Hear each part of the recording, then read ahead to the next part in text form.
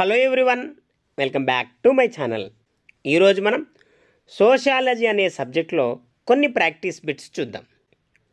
మొదటి ప్రశ్న, ప్రముఖ సామాజిక శాస్త్రవేత్త జేహెచ్ హట్టన్ వివరణ ప్రకారం కుల లక్షణం తెలపండి. చూడండి, జేహెన్ హట్టన్ ప్రకారం కింద ఇవ్వబడిన వాటిలో కుల లక్షణాలు ఏవి అని అడిగాడు. అంతర్వివాహ సమూహం, కుల సమూహాల మధ్య ఆహార పానీయాలు, సహపంక్తి భోజనాల విషయంలో ఆంక్షలు, కుల క్రమానుగత శ్రేణి తప్పనిసరి కాదు అనే వాటిలో నుంచి ఇతని అభిప్రాయం ప్రకారం కులం యొక్క లక్షణాలను గుర్తించండి అని అడిగాడు. ఇక్కడ ఆన్సర్ ఒకసారి చూస్తే ఏ బీలు మాత్రమే సరైనవి. చూడండి, ఇక్కడ ఆన్సర్ ఏ బీలు మాత్రమే సరైనవి. నెక్స్ట్, భారతదేశంలో చూడండి, భారతదేశంలో కులం జాతి అనే గ్రంథాన్ని ఎవరు రచించారు? భారతదేశంలో కులం అలాగే జాతి అనే గ్రంథాన్ని ఎవరు రచించారు? MN Srinivasan, GS Ghurye, JH Hutton, DN Majumdar. వీరిలో భారతదేశంలో కులం జాతి అనే గ్రంథాన్ని ఎవరు రచించారు?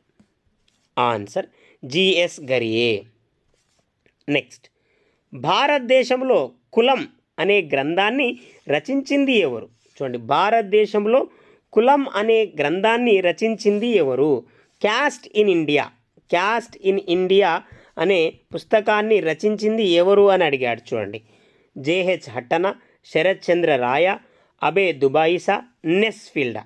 వీరిలో ఎవరు రచించారు కాస్ట్ ఇన్ ఇండియా? ఆన్సర్ ఒకసారి చూస్తే జేహెచ్ హట్టన్. నెక్స్ట్ క్వశ్చన్, వృత్తిపరమైన వారసత్వం, అంతర్వివాహం, స్థానిక సముదాయ క్రమశ్రేణిలో ఒక ప్రత్యేకమైన అంతస్తును కలిగి ఉన్న సమూహమే కులం అని పేర్కొన్న సామాజిక శాస్త్రవేత్త ఎవరు? చూడండి, వృత్తిపరమైన వారసత్వం, అంతర్వివాహం, స్థానిక సముదాయ క్రమశ్రేణిలో ఒక ప్రత్యేకమైన అంతస్తును కలిగి ఉన్న సమూహమే కులం అని పేర్కొన్న సామాజిక శాస్త్రవేత్తను గుర్తించండి.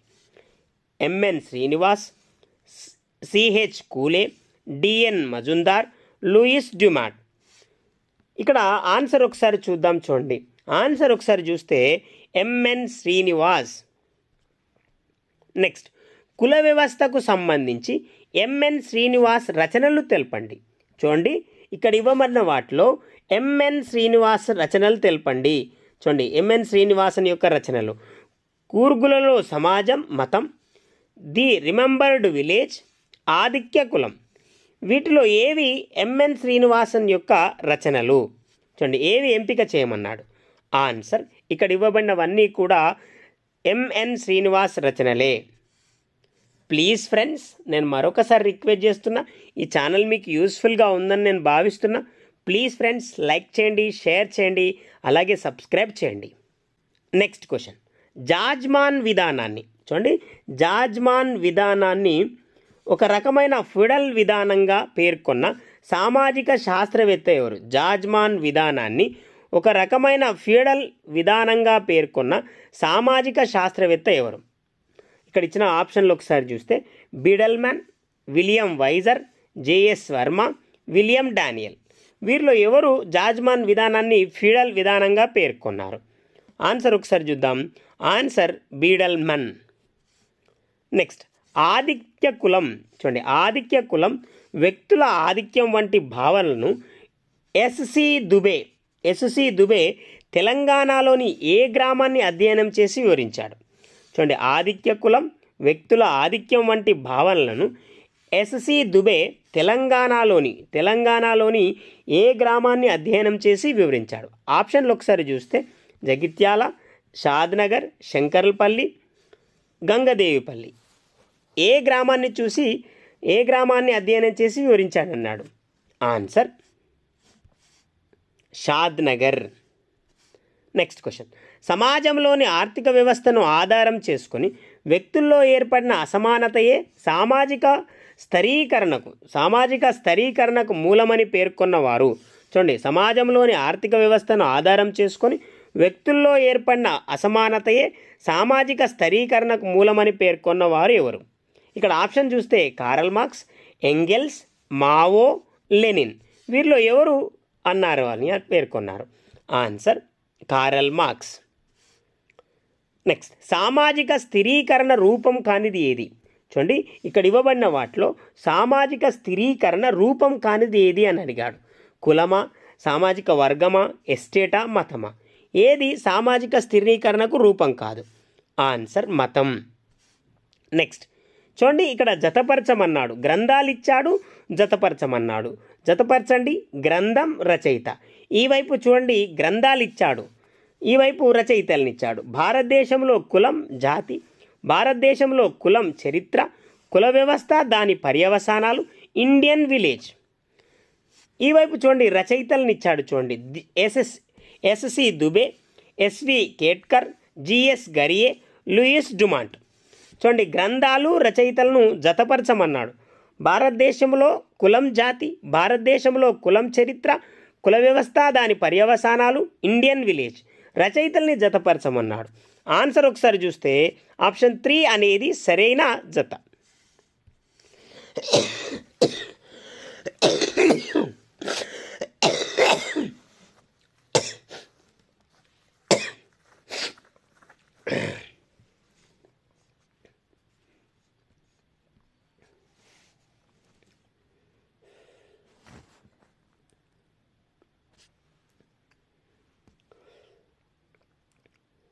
నెక్స్ట్ క్వశ్చన్, పురుషుడికి ద్వితీయ ప్రాధాన్యం ఉన్న కుటుంబం ఏది? చూడండి, ఇక్కడ ఇవ్వబడిన వాటిలో పురుషుడికి ద్వితీయ ప్రాధాన్యం ఉన్న కుటుంబం పితృస్వామ్య కుటుంబమా, మాతృస్వామ్య కుటుంబమా, సమిష్టి కుటుంబమా, వైవాహిక కుటుంబమా? వీటిలో పురుషుడికి ద్వితీయ ప్రాధాన్యత దేనిలో ఉంటుందని అన్నాడు? ఆన్సర్ మాతృస్వామ్య కుటుంబం. నెక్స్ట్, రోమన్ పదమైన ఫెములస్ నుంచి, చూడండి రోమన్ పదమైన ఫెములస్ నుంచి ఆవిర్భవించిన ఆంగ్ల పదమైన ఫ్యామిలీ అర్థం. చూడండి, ఫ్యామిలీ అర్థం ఏంటి అని అన్నాడు. రోమన్ పదమైన ఫెములస్ నుంచి ఆవిర్భవించిన ఆంగ్ల పదమైన ఫ్యామిలీ అర్థం ఏంటి? యజమాని, సేవకుడు, బాధ్యత గల వ్యక్తి, సమాజ నియమాలు పాటించే వ్యక్తి. ఆన్సర్ సేవకుడు. నెక్స్ట్, వ్యక్తి జన్మించిన కుటుంబాన్ని ఏమని పిలుస్తారు? చూడండి, వ్యక్తి జన్మించిన కుటుంబాన్ని ఏమని పిలుస్తారు? వ్యష్టి కుటుంబమా, జన్మప్రాప్త కుటుంబమా, ఏకరక్త కుటుంబమా, ప్రాథమిక కుటుంబమా? ఏమని పిలుస్తారు అని అడిగాడు. ఆన్సర్ జన్మప్రాప్త కుటుంబం. నెక్స్ట్, ప్రముఖ సామాజికవేత్త. చూడండి, ప్రముఖ సామాజిక శాస్త్రవేత్త మోర్గాన్ వివరణ ప్రకారం కుటుంబ పరిణామ క్రమంలో మొదట ఏ రకమైన కుటుంబ వ్యవస్థ ఆవిర్భవించింది? ప్రముఖ సామాజిక శాస్త్రవేత్త మోర్గాన్ వివరణ ప్రకారం కుటుంబ పరిణామ క్రమంలో మొదట ఏ రకమైన కుటుంబ వ్యవస్థ ఆవిర్భవించింది? ఇక్కడ ఆప్షన్లు ఒకసారి చూస్తే మాతృస్వామిక కుటుంబ వ్యవస్థ, పితృస్వామిక కుటుంబ వ్యవస్థ, ఉమ్మడి కుటుంబ వ్యవస్థ, సంక్లిష్ట కుటుంబ వ్యవస్థ. చూడండి ఆన్సర్ చూద్దాం.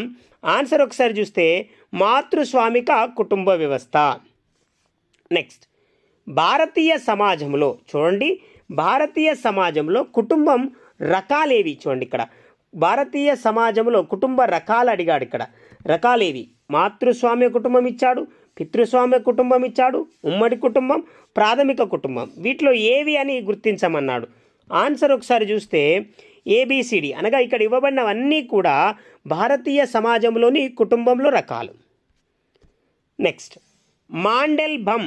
చూడండి, మాండెల్బమ్, కులకర్ణి సేన్, ఐలిస్ రాస్ వంటి సామాజిక శాస్త్రవేత్తలు ప్రతిపాదించిన అనైక్యతా సిద్ధాంతం ప్రకారం భారతదేశంలో ఉమ్మడి కుటుంబ వ్యవస్థ విచ్ఛిన్నం కావడానికి, చూడండి విచ్ఛిన్నం, ఇక్కడ విచ్ఛిన్నం అండి, ఇక్కడ తప్పుగా పడింది. విచ్ఛిన్నం కావడానికి కారణం కాని అంశం ఏది? ఉమ్మడి కుటుంబం విచ్ఛిన్నం కావడానికి కారణం కాని అంశం పారిశ్రామీకరణ, పట్టణీకరణ, ఆధునిక విద్యా వ్యవస్థ ప్రభావం, గ్రామీణ వ్యవసాయ ఆర్థిక వ్యవస్థలో విప్లవాత్మక మార్పులు, వివాహం, విడాకుల పరంగా రూపొందించిన చట్టాల ప్రభావం. ఇక్కడ ఆన్సర్ చూద్దాం. చూడండి, ఆన్సర్ ఒకసారి చూస్తే గ్రామీణ వ్యవసాయ ఆర్థిక వ్యవస్థలో విప్లవాత్మక మార్పులు. ప్లీజ్ ఫ్రెండ్స్, నేను మరొకసారి రిక్వెస్ట్ చేస్తున్నా, ఈ ఛానల్ మీకు యూస్ఫుల్గా ఉందని నేను భావిస్తున్నా. Please like, share and subscribe. Next question. పుత్రుడికి అతని జన్మ కారణంగా తండ్రి వంశంలో ఉన్న పూర్వీక ఆస్తిలో భాగస్వామ్యం కల్పించిన మితాక్షర సాంప్రదాయం ఉన్న రాష్ట్రం ఏది? పుత్రుడికి అతని జన్మ కారణంగా తన తండ్రి వంశంలో ఉన్న పూర్వీకుల ఆస్తిలో భాగస్వామ్యం కల్పించిన మితాక్షర సాంప్రదాయం కలిగి ఉన్న రాష్ట్రం ఏది? కేరళనా, పశ్చిమ బెంగాల, రాజస్థానా, గుజరాతా? ఇక్కడ ఆన్సర్ చూద్దాం. ఆన్సర్ చూస్తే పశ్చిమ బెంగాల్. నెక్స్ట్, స్టేట్మెంట్స్ని గుర్తించండి, సరైన వాటిని ఎంపిక చేయండి. ఇక్కడ స్టేట్మెంట్లు ఇచ్చాడు, ఏబి. సరైన వాటిని ఎంపిక చేయమన్నాడు. కేరళలోని నంబూద్రి బ్రాహ్మణ కుటుంబ పితృస్వామ్య కుటుంబం. నంబూద్రి కుటుంబం బ్రాహ్మణ కుటుంబం, ఇది పితృస్వామ్య కుటుంబం అన్నాడు. కేరళలోని నాయర్ కుటుంబం మాతృస్వామ్య కుటుంబం అంటున్నాడు. వీటిలో ఏవి సరైనవో ఎంపిక చేయమన్నాడు. ఇక్కడ ఆన్సర్ చూస్తే ఇక్కడ ఇవ్వబడిన రెండు కూడా సరైనవి. నెక్స్ట్, పాశ్చాత్య దేశాల్లో కుటుంబ వ్యవస్థ బలహీనపడటం వల్ల దాదాపు ఎంత శాతం మంది పిల్లలు సింగిల్ పేరెంట్తో జీవిస్తున్నారు? చూడండి, పాశ్చాత్య దేశాల్లో కుటుంబ వ్యవస్థ బలహీనపడడం వల్ల ఎంత శాతం మంది పిల్లలు సింగిల్ పేరెంట్తో జీవిస్తున్నారన్నాడు. 30%, 40%, 50%, 60%? ఎంత శాతం మంది సింగిల్ పేరెంట్తో జీవిస్తున్నారు అని అడిగాడు. ఆన్సర్ 40%. నెక్స్ట్, భారతదేశంలో మాతృస్వామిక కుటుంబాలు. చూడండి, భారతదేశంలో మాతృస్వామిక కుటుంబాలు కేరళతో పాటు, చూడండి కేరళలో ఎక్కువగా ఉన్నాయి. కేరళతో పాటు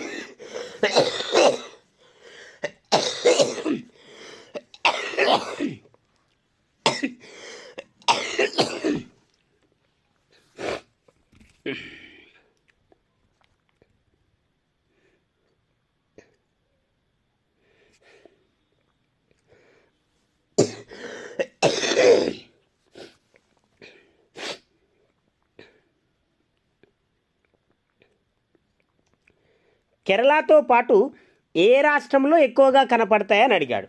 మిజోరామా, మేఘాలయనా, మణిపూరా, త్రిపురనా? ఇక్కడ ఆన్సర్ చూద్దాం. చూడండి, ఆన్సర్ ఒకసారి చూస్తే మేఘాలయలో ఎక్కువ కనపడతాయి. నెక్స్ట్, వివాహ వ్యవస్థ. చూడండి, వివాహ వ్యవస్థ పరిణామ క్రమాన్ని వివరించే హిస్టరీ ఆఫ్ హ్యూమన్ మ్యారేజ్ అనే గ్రంథాన్ని ఎవరు రచించారు? Westermarck, Oscar Levy, Malinowski, Majumdar, Madan. వీరిలో ఎవరు హిస్టరీ ఆఫ్ హ్యూమన్ మ్యారేజ్ అనే గ్రంథాన్ని రచించారు? Answer వెస్టర్ mark. నెక్స్ట్, భారతదేశంలో ముస్లింలతో పాటు బహుభార్యత్వాన్ని పాటిస్తున్న గిరిజన తెగలు.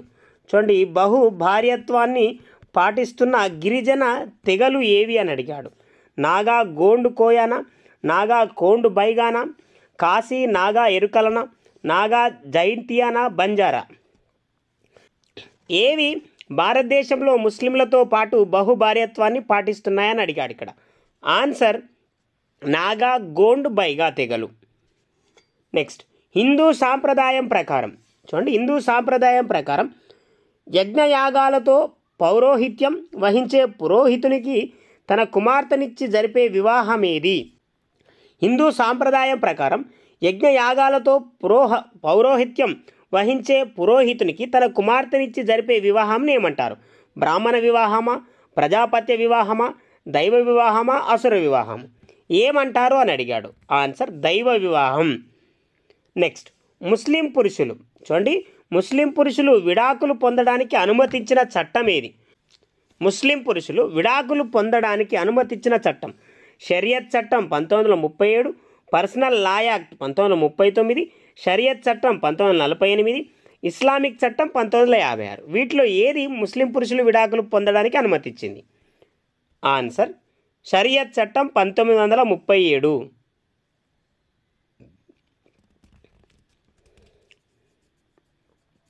Next, marriage and family in India. చూడండి, marriage and family in India అనే గ్రంథాన్ని ఎవరు రచించారు? Kim Kapadia, Elon Musk, NC Sarkar, Maran Joshi. వీరిలో ఎవరు రచించారని అడిగాడు. Answer Kim Kapadia. Please friends, నేను మరొకసారి రిక్వెస్ట్ చేస్తున్నా, ఈ ఛానల్ మీకు యూస్ఫుల్గా ఉందని నేను భావిస్తున్నా. Please like, share and subscribe. Next, క్రైస్తవుల్లో చూడండి, క్రైస్తవుల్లో బహు వివాహాలను నిషేధించిన చట్టం ఏది? ఇక్కడ ఇవ్వబడిన వాటిలో క్రైస్తవుల్లో బహు వివాహాలను నిషేధించిన చట్టం the Indian Christian marriage act 1872, Indian Christian special marriage act 1972, the Indian Christian special restriction act 1870, the Indian Christian special protection act 1875. దీనిలో క్రైస్తవుల్లో బహు వివాహాలను నిషేధించిన చట్టం ఏది అని అడిగాడు. Answer the Indian Christian marriage act 1872. Next, భారతీయ విడాకుల చట్టం 1896 ప్రకారం సరైనదేది? చూడండి, 1896 ప్రకారం కింద ఇవ్వబడిన వాటిలో భారతీయుల విడాకుల చట్టంకు సంబంధించి సరైనది ఏది అని అడిగాడు. ఆన్సర్ ఒకసారి చూస్తే, విడాకులు తీసుకునే భార్య లేదా భర్త ఇద్దరిలో కనీసం ఎవరైనా ఒకరు క్రైస్తవ మతానికి చెంది ఉండాలి అనేది సరైనది. నెక్స్ట్, ఆశీర్వాదంతో కూడిన ఉత్సవం తప్పనిసరిగా ఉన్న వివాహం ఏ మతస్థుల్లో కనబడుతుంది? చూడండి, ఆశీర్వాదంతో కూడిన ఉత్సవం తప్పనిసరిగా ఉన్న వివాహం ఏ మతస్థుల్లో కనబడుతుంది? హిందూ మతం, క్రైస్తవ మతం, ఇస్లాం మతం, పార్సీ మతం. చూడండి, ఆన్సర్ ఒకసారి చూస్తే పార్సీ మతం. నెక్స్ట్, కులాంతర మతాంతర వివాహాలు ఆమోదయోగ్యమని పేర్కొన్న చట్టం. చూడండి, కులాంతర మతాంతర వివాహాలు ఆమోదయోగ్యమని పేర్కొన్న చట్టాలు ఏవి? Special marriage act 1872, Hindu marriage act 1872, inter caste inter religion marriage act 1872, Indian marriage act 1872. వీటిలో ఏవి కులాంతర మతాంతర వివాహాలు ఆమోదయోగ్యమని పేర్కొన్నాయి అని అడిగాడు. Answer special marriage act 1872. Next, సామాంతర పిత్రీయ సంతతి వివాహాలు ఏ దేశాల్లో కనబడుతున్నాయి? చూడండి, సామాంతర పిత్రీయ సంతతి వివాహాలు ఏ దేశాల్లో కనబడుతున్నాయి? భారతదేశం, పాకిస్తాన్, శ్రీలంక, అరబ్ దేశాలు, పాకిస్తాన్, భారతదేశం, ఆసియా దేశాలు, ఆఫ్రికా ఖండం, చైనా, రష్యా, కజకిస్తాన్. ఇక్కడ ఆన్సర్ ఒకసారి చూస్తే అరబ్ దేశాలు, పాకిస్తాన్, అలాగే ఇండియా. నెక్స్ట్, బంధుత్వం అనే పదాన్ని మొదటిసారిగా 1861లో సర్ హెన్రీ మొయిన్ ఏ గ్రంథంలో ఉపయోగించాడు? ప్రాచీన సమాజంలోన, ప్రాచీన చట్టంలోన, ప్రాచీన సాంప్రదాయాల్లోన, ప్రాచీన జీవన విధానంలోన? దేంట్లో ఉపయోగించాడు? ఆన్సర్ ప్రాచీన చట్టంలో.